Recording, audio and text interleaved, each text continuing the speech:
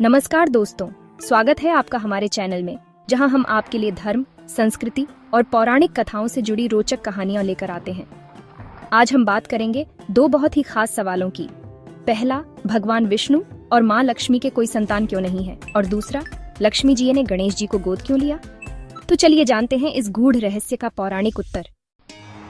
भगवान विष्णु और माता लक्ष्मी हिंदू धर्म के सबसे प्रमुख और पूजनीय देवताओं में से एक हैं।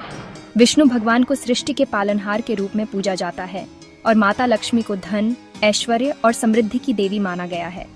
लेकिन क्या आपने कभी सोचा है कि भगवान विष्णु और माता लक्ष्मी के कोई संतान क्यों नहीं है? इसका उत्तर हमारे शास्त्रों और पौराणिक कथाओं में छिपा है।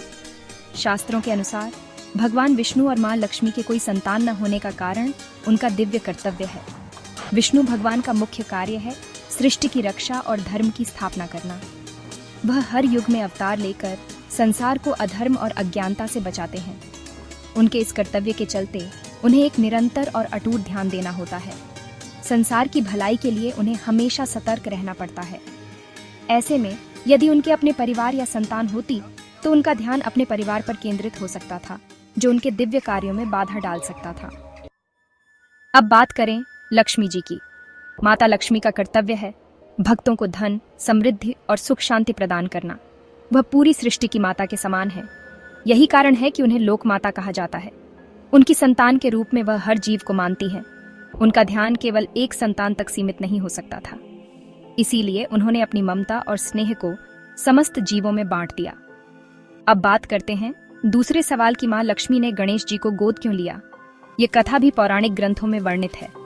एक कथा के अनुसार जब एक बार माँ लक्ष्मी ने भगवान विष्णु से कहा कि उन्हें भी मातृत्व सुख चाहिए, तो भगवान विष्णु ने कहा कि उनकी भूमिका सृष्टि की सेवा करना है और वह सभी जीवों की माँ है। लेकिन माँ लक्ष्मी का मन नहीं माना। तब उन्होंने गणेश जी को गोद लेने का निर्णय लिया। गणेश जी बुद्धि, शुभता और समृद्धि के प्रतीक हैं और माँ लक्ष्मी स्वयं समृद्धि की देवी है। गणेश जी को गोद लेने का एक और कारण यह था कि लक्ष्मी जी के पास अपनी कोई संतान नहीं थी और गणेश जी का स्नेह उन्हें मातृत्व सुख प्रदान कर सकता था। ऐसा भी कहा जाता है कि गणेश जी की माँ पार्वती ने भी इस रिश्ते को सहर्ष स्वीकार किया। गणेश जी के लक्ष्मी जी के साथ रहने से समृद्धि और शुभता का एक दिव्य संतुलन स्थापित हुआ। यही कारण है कि गणेश जी को लक्ष्मी पुत्र के रूप में भी पूजा जाता है। यहाँ यह समझना भी महत्वपूर्ण है कि भगवान विष्णु और माता लक्ष्मी की भूमिका शिव और पार्वती से अलग है। भगवान शिव और माता पार्वती की संतानें जैसे कार्तिकेय और गणेश विशेष कार्यों और संदेशों के लिए जानी जाती हैं।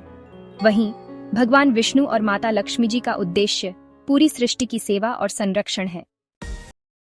तो दोस्तों, भगवान विष्णु और माँ लक्ष्मी के संतान न होने का कारण उनके दिव्य कर्तव्य, सृष्टि की सेवा और सभी भक्तों के प्रति उनकी जिम्मेदारी है।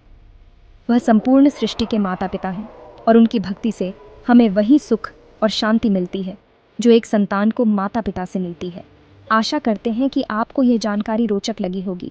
अगर आपके मन में भी ऐसे कोई सवाल हैं या आप किसी विशेष विषय पर वीडियो देखना चाहते हैं तो हमें कमेंट करके ज़रूर बताएं।